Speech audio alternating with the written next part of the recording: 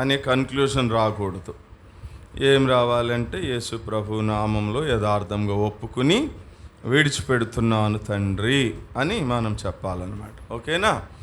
ఆరాధన అయితే సమర్పించి ఆరాధిస్తున్నాను తండ్రి, ప్రార్థనా కూడికైతే ప్రార్థన చేసి అడిగి వేడుకుంటున్నాను తండ్రి అని అట్లా చెప్పాలి. నేర్చుకోండి అవన్నీ. సరే, మంచిది. రండి, క్రొత్త సంవత్సరంలో మనం ప్రవేశించబోతూ ఉన్నాం కాబట్టి మరి ఒక ప్రభుని ఆరాధించే దాని కొరకై ఒక మాట మనం చదువుకుందాం. దాని కొరకై పరిశుద్ధ గ్రంథము నుండి ప్రకటన గ్రంథము 14వ అధ్యాయము 3వ వచనాన్ని మనం అందరం కలిసి చదువుకుందాం. ప్రకటన గ్రంథము 14వ అధ్యాయం 3వ వచనం ఏమని రాయబడి ఉంది? వారు సింహాసనము ఎదుటను ఆ 4 జీవుల ఎదుటను పెద్దల ఎదుటను ఒక క్రొత్త కీర్తన పాడుచున్నారు. భూలోకంలో నుండి కొనబడిన ఆ 144,000 మంది తప్ప మరి ఎవరును ఆ కీర్తన సరే, మంచిది. చిన్న ప్రార్థన. పరిశుద్ధుడు అయిన తండ్రి, మీకు వందనాలు. ఇప్పటి వరకు మా జీవితాల్లో మీకు అవిధేయతగా ఉన్న విషయాలు, మీకు అయిష్టమైన విషయాలు ఏవో మీ వాక్యం ద్వారా మీరు మాకు తెలియజేశారు. వాటిని యథార్థంగా ఒప్పుకుని విడిచిపెట్టి మరి నాయన విరిగి నలిగినటువంటి మనస్సుతో మరలా మీరు మమ్మల్ని ఉజ్జీవింప చేయమని అడిగి వేడుకునేటటువంటి కృపనిచ్చారు. అందుని బట్టి స్తుతిస్తున్నాం. ఈ సమయంలో నూతన సంవత్సరంలోనికి ప్రవేశించడానికి కొన్ని నిమిషాల ముందు మరి ఏ రీతిగా మేము కొత్త సంవత్సరంలో మరి ఏ రీతిగా మేము ప్రవేశించాలో, మరి మిమ్మల్ని ఆరాధించడానికి కలిగినటువంటి కారణం ఏంటో కొన్ని సంగతులు మీరు మాకు తెలియచేస్తే వాటిని హేతువు చేసుకుని మిమ్మల్ని ఆరాధించాలని ఆశపడి మీ వైపు చూస్తూ ఉండగా మీరే మాతో మాట్లాడి మహిమ పొందమని యేసుక్రీస్తు ప్రభు నామంలో స్తుతించి ప్రార్థిస్తున్నాము తండ్రి, ఆమేన్. సరే, మంచిది. ఇప్పుడు ఏ సంవత్సరంలోనికి వెళుతున్నాం మనం చెప్పండి అమ్మా? క్రొత్త సంవత్సరం, నూతన సంవత్సరం కాదు. ఏ సంవత్సరం? ఏమన్నా కొత్త సంవత్సరం అన్నా నూతన సంవత్సరం అన్నా రెండు వేరువేరా అంటే వేరేం కాదు, ఒకటే. ఎందుకు అట్లా అన్నానంటే ఈ రాత్రి ఆరాధన బల్లలో క్రొత్త సంవత్సరాన్ని గురించి చెప్తా. మళ్ళీ రేపు కూడా నన్నే పెట్టారుగా, ఇంకో స్పీకర్ అయితే బాగుండేది. రేపు కూడా నన్నే పెట్టారుగా, అందుకని రేపు నూతన సంవత్సరం గురించి చెప్తా. అర్థమైందా? రెండు ఒకటే, కానీ చెప్పే విధానంలో మార్పు చెప్తాను. ఈ రాత్రి కొత్త సంవత్సరం గురించి, రేపు నూతన సంవత్సరం గురించి. అందుకని ఇప్పుడు ఏ సంవత్సరంలోనికి వెళ్తున్నాం మనము?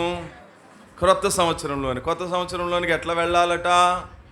14:3 మనం చదివాం మూలవాక్యం. ఎట్లా వెళ్ళాలట? వారు ఒక క్రొత్త కీర్తన, they are singing the new song. ఎవరు వాళ్ళు? మొదటి వచనము, మరియు నేను చూడగా ఇదిగో ఆ గొర్రెపిల్ల సియోను పర్వతం మీద. అది ఇప్పుడు ఎవరు చెప్పండి కొత్త కీర్తన పాడేవాళ్ళు? గొర్రెపిల్ల ఎవరు? సియోను పర్వతం మీద నిలవబడి ఉన్నటువంటి గొర్రెపిల్ల అయినటువంటి ప్రభు అయిన యేసుక్రీస్తు వారికి కొత్త కీర్తన పాడేది ఎవరు? సియోను వాళ్ళే. అంతసేపు చెప్తారేంటి? సియోను పర్వతం మీద నిలబడి ఉన్నప్పుడు ఎవరు పాడతారు కొత్త కీర్తన? సియోను వాళ్ళే. మరి మేమేనండి అని చెప్పాలి మీరు. కాబట్టి ఓ సియోను పర్వతం మీదట గొర్రెపిల్ల, లోక పాపమును మోసుకుని పోయే దేవుని గొర్రెపిల్ల అయిన ప్రభు అయిన యేసుక్రీస్తు వారు నిలవబడి ఉన్నారట. ఇప్పుడు ఆ గొర్రెపిల్లకి మనం ఎట్లా ప్రభుని ఆరాధన చేయాలా? We have to sing a new song. క్రొత్త కీర్తన పాడి ప్రభుని మనం ఆరాధించాలి. రాసుకున్నావా? The theme of the sermon, new song.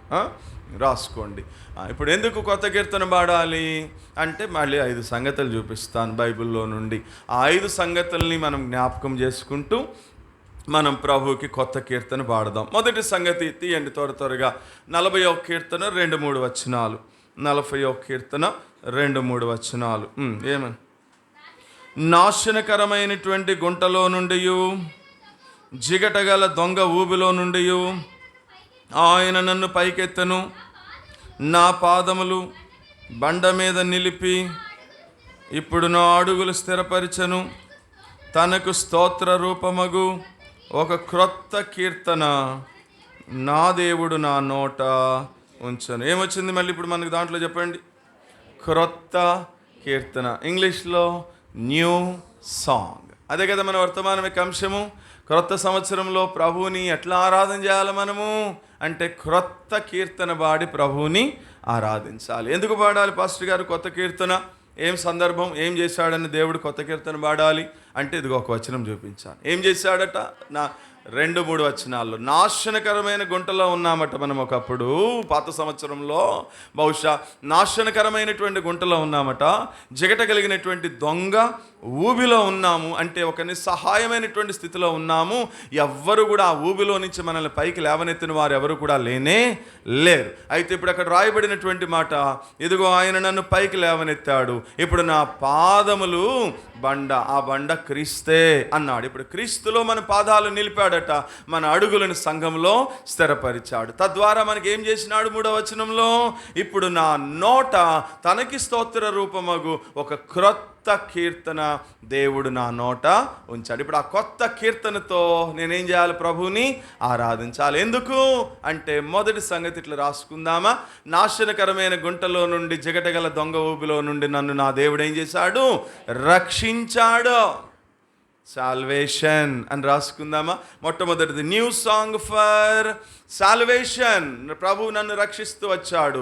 ఇదిగో లోకము నుండి రక్షించాడు, పాపము నుండి రక్షించాడు, శాపము నుండి రక్షించాడు, మరణము నుండి రక్షించాడు, నరకము నుండి రక్షించాడు, ఉగ్రత నుండి రక్షించాడు, తీర్పు నుండి నన్ను రక్షిస్తూ వచ్చినాడు. ఈ భయంకరమైనటువంటి అపవాది అయినటువంటి దొంగ యొక్క పాపం యొక్క ఊబిలో చిక్కుబడిపోయి ఉన్నటువంటి నన్ను నా దేవుడు నన్ను రక్షించాడు. కాబట్టి రక్షించడం మాత్రమే కాదు, తనకి స్తోత్ర రూపము ఒక కొత్త కీర్తన నా దేవుడు నా నోట ఉంచాడు. కాబట్టి ఆ కొత్త కీర్తనతో ప్రభువు నాకు ఇచ్చిన రక్షణను బట్టి నేనేం చేస్తాను?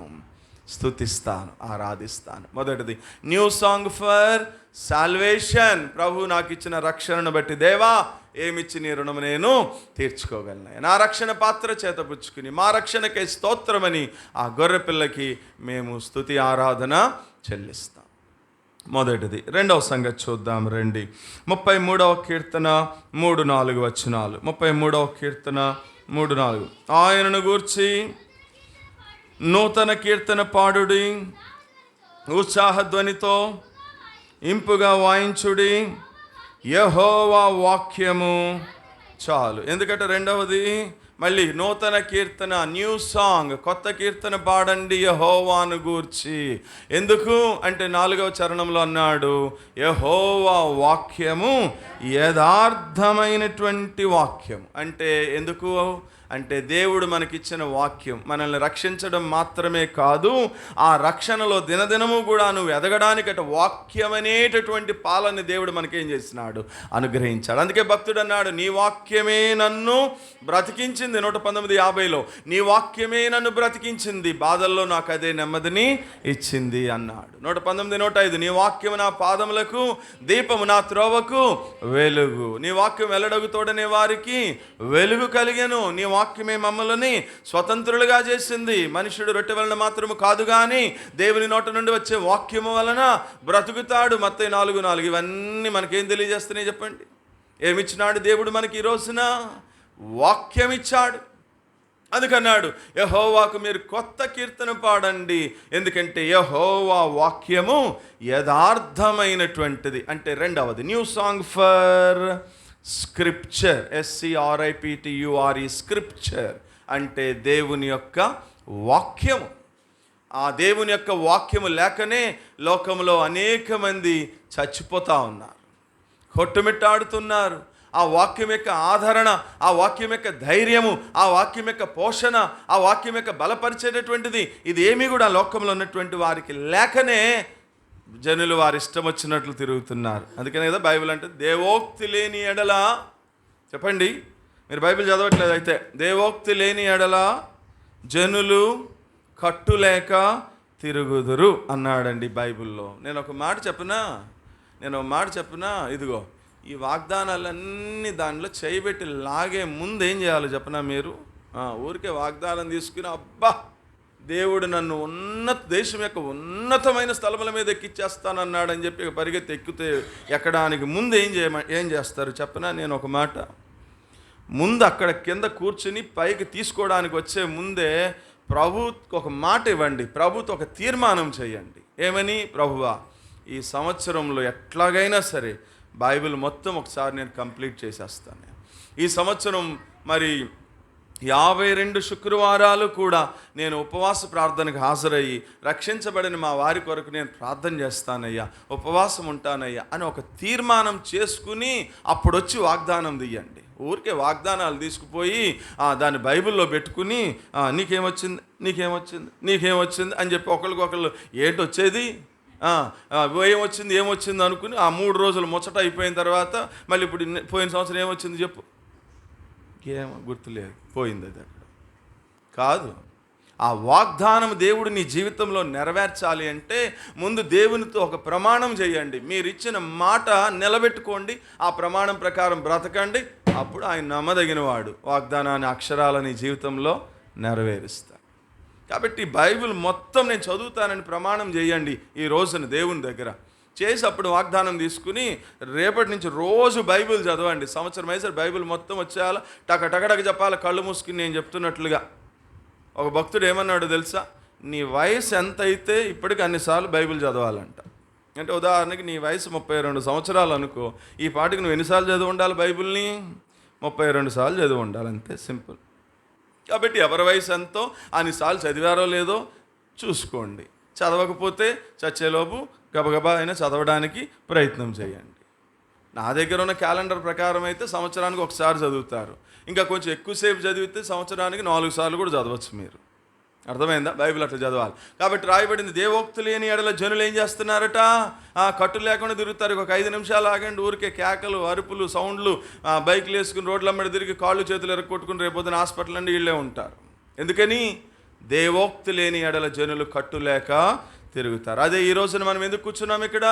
దేవుడు తన వాక్యము చేత మనల్ని ఏం చేస్తున్నాడు? పోషిస్తున్నాడు, బలపరుస్తున్నాడు, ధైర్యపరుస్తున్నాడు. నూతనమైనటువంటి వాగ్దానములు ఇచ్చి నూతన సంవత్సరంలోనికి ఆశీర్వాదకరంగా సంవత్సరంలో ప్రవేశించే ఆధిక్యత దేవుడు మనకిచ్చిన హేతువుని బట్టి నీవు నేనేం చేయాలి? క్రొత్త కీర్తనతో ప్రభువుని మనము ఆరాధించాలి. కాబట్టి మొదటిది new song for salvation, the second one is the new song for scripture. రేపొద్దున అడుగుతాను ఇవన్నీ, ఎవరు చెప్తారో వాళ్ళకే ప్రైజు. మీరేమో పేరండానికి వచ్చిన పెద్ద ముత్తైదులు కూర్చున్నట్టు కూర్చున్నారా? అట్లా కూర్చోకూడదురా అబ్బాయి. మోషే గారు పాపం ఆయన ఎంత కష్టపడి ఆయన డబ్బులు అన్నీ మీరేదో ఉద్ధరిస్తారని చెప్పి మీకు పెన్నులు, పేపర్లు, పుస్తకాలు అన్నీ కొనిస్తూ ఉంటే మీరేమో నామోహమేగా చూస్తున్నారు. చెప్పినట్టు రన్నింగ్ నోట్స్ రాసినట్టు రాసేయాలా, రాసేసి మళ్ళీ రేపొద్దున నేను అడిగినప్పుడు మొత్తం టక చెప్పాలి కళ్ళు మూసుకుని. New song for salvation, new song for scripture, new song for sanctuary, new song for success అని అట్లా వరుసని చెప్పేయాలా. అర్థమైందా? అలా నా ముఖమేంగా చూస్తూ ఉంటే ఏముంటుంది? రాయాలా జాగ్రత్తగా. మరి నోట్స్లు ఎందుకు ఇస్తున్నారు మీకు? ఊరికే వచ్చినాయండి వాళ్ళకి ఏమన్నా సీఎం గారు ఏమైనా ఊరికే పంపించి మోషే గారు మీరు ఉంచుకోండి అని పంపించాడు అనుకుంటున్నాం? వాళ్ళు కష్టపడిన డబ్బులతో కొనేస్తున్నారు. మీరు జాగ్రత్త, రాయండి. రెండవది న్యూ సాంగ్ ఫర్ స్క్రిప్చర్. మూడవ సంగతి చూద్దాం రండి. మూడవ సంగతి 96వ కీర్తన 1వ వచనం. యెహోవా మీద కొత్త కీర్తన పాడండి సర్వభూజనులారా, యెహోవా మీద పాడండి. ఎందుకు పాడాలి? 6వ వచనం. ఘనత ప్రభావములు ఆయన సన్నిధిలోనే ఉన్నాయి, బల సౌందర్యములు ఆయన పరిశుద్ధ స్థలములో ఉన్నా. ఎందుకంటే యెహోవా మీద మళ్ళీ కొత్త కీర్తన, న్యూ సాంగ్. యెహోవాకు కొత్త కీర్తన పాడండి అన్నాడు 96వ కీర్తన 1వ వచనంలో. అదే మన వర్తమానం యొక్క అంశం. ఎందుకు పాడాలి కొత్త కీర్తన అంటే 6వ వచనంలో చెప్తున్నాడు, ఘనత ప్రభావములు బలము సౌందర్యములు ఆయన సన్నిధిలోనే, in the presence of God only, దేవుని సన్నిధిలోనే ఘనత ప్రభావం బల సౌందర్యాలు ఉన్నాయి. అంటే మూడవది న్యూ సాంగ్ ఫర్ శాంచురీ, దేవుని సన్నిధి లేదా దేవుని ఇల్లు లేదా దేవుని యొక్క మందిరం. ఇంకా ఈ లోకంలో ఎక్కడా కూడా మనకి ఘనత ప్రభావము బలము సౌందర్యము సంపూర్ణమైనటువంటి సంతోషం అంటాడు 16వ కీర్తన 11వ వచనంలో. ఇవి ఏవి కూడా ఈ లోకంలో ఎక్కడ వెతికినా కూడా మనకి దొరకనే దొరకవు. ఒకప్పుడు లోకంలో పడి చెడి తిరుగుతున్నాం మనము. అలాంటి మనల్ని దేవుడు ప్రేమించాడు, మనల్ని రక్షించాడు, తీసుకుని వచ్చి తన ఇంట్లో కూర్చోబెట్టాడు. ఈ రోజున మనకి ఘనత ఇస్తున్నాడు, బలం ఇస్తున్నాడు, ఆత్మీయమైనటువంటి సౌందర్యం ఇస్తున్నాడు, సంపూర్ణమైనటువంటి చెప్పనశక్యమును మహిమాయుక్తమైనటువంటి గొప్ప సంతోషం ఇచ్చాడు, రక్షణ ఆనందాన్ని ఇచ్చాడు. కాబట్టి ప్రభువుని మనం ఎట్లా ఆరాధించాలట? క్రొత్త కీర్తన, న్యూ సాంగ్ ఫర్ శాంక్చురీ అంటారు. SANTUARY, sanctuary. మొదటిది న్యూ సాంగ్ ఫర్ సాల్వేషన్, రెండవది న్యూ సాంగ్ ఫర్ స్క్రిప్చర్, మూడవది న్యూ సాంగ్ ఫర్ శాంక్చురీ. రండి 4వ సంగతి చూద్దాం. 144వ కీర్తన 9-10 వచనాలు.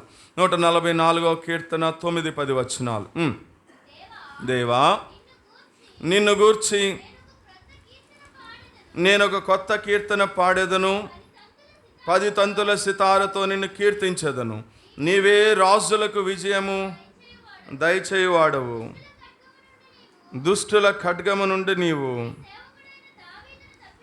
నీ సేవకుడు అయినటువంటి దావీదును తప్పించువాడు. చెప్పండి. 4వది ఏంటిదట? న్యూ సాంగ్ ఫర్ సక్సెస్, విజయం. దేవా, నిన్ను గూర్చి నేను ఒక క్రొత్త కీర్తన, మళ్ళీ కొత్త కీర్తన, న్యూ సాంగ్ వచ్చింది. దేని గురించి పాడతాను నేను అంటే, అక్కడ ఉన్నాడు, రాజులకి విజయం ఇచ్చువాడవు నీవే.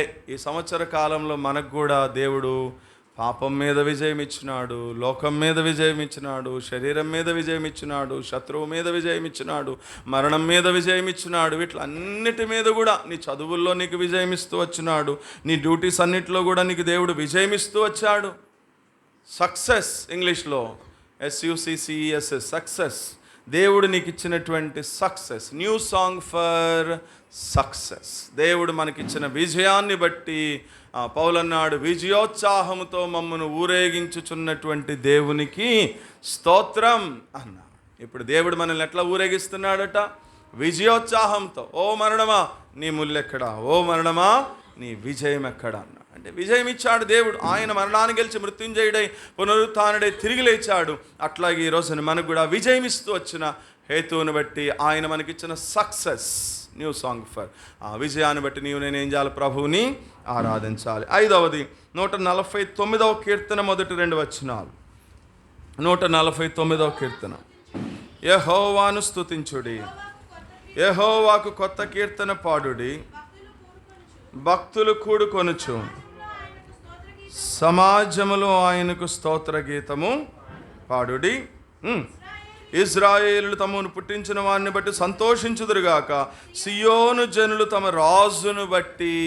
అది సియోను జనులారా, మీరే యెహోవాకి ఏం చేయాలంట? క్రొత్త కీర్తన పాడాలంట. ఎందుకు పాడాలా? తమ రాజును బట్టి వాళ్ళు ఏం చేయాలంట? ఆనందించుదురుగాక. అంటే సాటిస్ఫాక్షన్, స్పిరిచువల్ సాటిస్ఫాక్షన్, ఆత్మీయమైనటువంటి సంతృప్తి ఇచ్చాడు ఈ రోజున దేవుడు మనకి. లోకంలో చాలామంది జీవితాల్లో ఎంత సంపాదించినా, ఎంత ఉన్నతమైన పదవుల్లో ఉన్నా, ఎంత ఉన్నతమైన ఉద్యోగాలు చేస్తున్నా, వాళ్ళ జీవితాల్లో తృప్తి లేని కారణాన్ని బట్టే మధ్యలోనే వారి జీవితాలని ముగించేసుకుంటూ ఉన్నారు. అయితే ఉదయకాల సమయంలో సియోను జనులారా, ప్రభువుని కొత్త కీర్తనతో ఆరాధించడానికి కలిగిన 5వ కారణం ఏంటి అంటే, నీ రాజును బట్టి నువ్వు ఆనందిస్తూ ఉన్నావు. అంటే ఆయన మనకిచ్చిన ఆత్మీయమైనటువంటి ఆనందము, ఆత్మీయమైనటువంటి సంతృప్తి, నిజమైనటువంటి రక్షణ ఆనందాన్ని ప్రభు మనకిస్తూ వచ్చినాడు.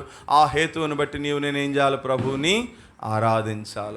6వ సంగతి 98వ కీర్తన మొదటి వచనము. 98వ కీర్తన. యెహోవా ఆశ్చర్య కార్యములు చేసి ఉన్నాడు, ఆయనను గూర్చి కొత్త కీర్తన. మళ్ళీ న్యూ సాంగ్. ఎందుకు? చదవండి. అక్కడ ఉంది. ఆయన దక్షిణ హస్తము, ఆయన పరిశుద్ధ బాహు ఆయనకు విజయము కలుగు చేస్తున్నది. ఆ పై వచనంలో ఉంది, యెహోవా ఆశ్చర్య కార్యములు చేసి ఉన్నాడు. దేనికంటే కొత్త కీర్తన? మన జీవితంలో దేవుడు చేసినటువంటి ఆశ్చర్యకరమైనటువంటి కార్యాలను బట్టి నీవు నేనేం చేయాలి? ప్రభువుకి క్రొత్త కీర్తన పాడాలి. కదా. ఈ సంవత్సర కాలంలో ఎన్ని ఆశ్చర్య కార్యాలు చేశాడో కదా, ఎన్ని అద్భుతమైనటువంటి కార్యాలు చేశాడో కదా.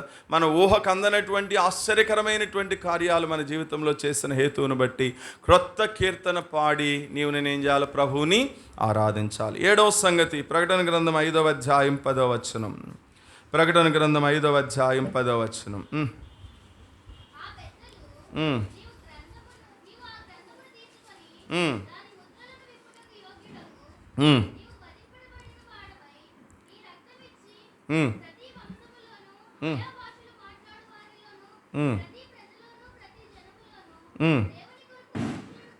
కానీ మా దేవునికిని వారిని ఒక రాజ్యముగాను యాజకులుగాను చేసితివి గనుక వారు భూలోకమందు ఏలుదురని కొత్త పాట. మళ్ళీ ఏంటిది అది? New song. కొత్త పాట పాడారట. ఎందుకు? ఏం చేశాడట దేవుడు?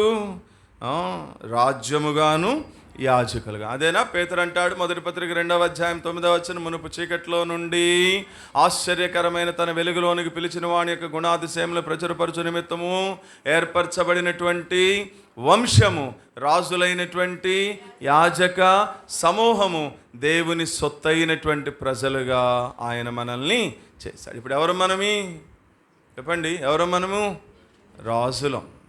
రాజులైనటువంటి యాజక సమూహము. అట్లా చేసిన కారణాన్ని బట్టి ఇప్పుడు వాళ్ళు ఏం చేస్తున్నారట? క్రొత్త కీర్తన పాడుతున్నారు. చాలు, ఎన్ని చెప్పాను? 7 సందర్భాలు. 7 సందర్భాలు ఏం పాడారు వాళ్ళు? క్రొత్త కీర్తన పాడారు. ఎవరికి పాడారు? సియోను పర్వతం మీద ఆసీనుడై ఉన్నటువంటి లోకపాపమును మోసుకుని పోయిన దేవుని గొర్రె పిల్లకి. ఎందుకు పాడారు? 1, దేవుడిచ్చిన రక్షణను బట్టి క్రొత్త కీర్తన. 2, దేవుడిచ్చిన వాక్యాన్ని బట్టి క్రొత్త కీర్తన. 3, దేవుడిచ్చినటువంటి తన సన్నిధిని బట్టి, తన ఇంటిని బట్టి, తన మందిరాన్ని బట్టి క్రొత్త కీర్తన. 4, దేవుడు మనకిచ్చినటువంటి విజయాన్ని బట్టి క్రొత్త కీర్తన. 5, దేవుడు మనకిచ్చినటువంటి ఆత్మీయమైన సంతృప్తిని బట్టి క్రొత్త కీర్తన. 6, దేవుడు మన జీవితంలో చేసిన ఆశ్చర్య కార్యాలను బట్టి క్రొత్త కీర్తన. 7, మనల్ని చీకటిలోను పాపంలో ఉన్న మనల్ని, లోకంలో పడిచెడి తిరుగుతున్న మనల్ని తీసుకుని వచ్చి ఇప్పుడు ఏం చేశాడు? ఆయన రాజులు చేశాడు, యాజకుల్ని చేశాడు, దేవుని సొత్తైన ప్రజలుగా చేశాడు. ఏర్పరచబడినటువంటి వంశానికి వంశోద్ధారకులుగా ఆయన మనల్ని చేశాడు. తన రాజ్యానికి వారసులుగా చేశాడు. ఈ హేతువును బట్టి కొత్త సంవత్సరంలో ఏం చేయాలి చెప్పండి? క్రొత్త కీర్తన పాడి ప్రభువుని ఆరాధించాలి. అరే రేపొద్దున ఈ 7 చెప్తేనే మీకేదో ఆనందం అన్నయ్య గిఫ్ట్ ప్యాకులు చేసి బొమ్మలు వేసి ఏదో చేశాడు రా, చాలా గిఫ్ట్లు. ఇప్పుడు ఈ గిఫ్ట్లు మీకు రావాలి అంటే ఇప్పుడు నేను చెప్పిన 7 రేపొద్దున కళ్ళు మూసుకుని టకా చెప్పడం, తీసుకెళ్ళటం. 7 ఒకటి ఆగినా కానీ ఇంక ఏడ్చినా కానీ ఉపయోగం లేదురా పవన్ కళ్యాణ్. అర్థమైందా? అందుకని ఇప్పుడే జాగ్రత్తగా, ఇప్పుడు వాళ్ళు ఎవరైనా రాసినది అక్కోళ్ళు టీచర్ గారు వాళ్ళు ఎవరో రాశారు, అవి తీసుకుని ఇప్పుడు 3 దగ్గర నుంచి మళ్ళీ పొద్దున 11 దాకా కూర్చుని అక్కడ రాసుకుని దాన్ని బట్టి చదివి ఈ గిఫ్ట్లు ఇక్కడ ఉంటాయి, ఇక్కడ చెప్పడం, ఇలా తీసుకుని అటు రావడం. చెప్పలేదనుకో అలా కూర్చోవడమే. అర్థమైందా? 7 సంగతులు. ఈ 7 విషయాలను జ్ఞాపకం చేసుకుంటూ మన జీవితంలో దేవుడు చేసినటువంటి కార్యాలను జ్ఞాపకం చేసుకుంటూ క్రొత్త కీర్తనతో మన ప్రభువుని ఆరాధిద్దాం. మనందరం లేచి నిలబడదామా? మనందరం లేచి నిలబడి 125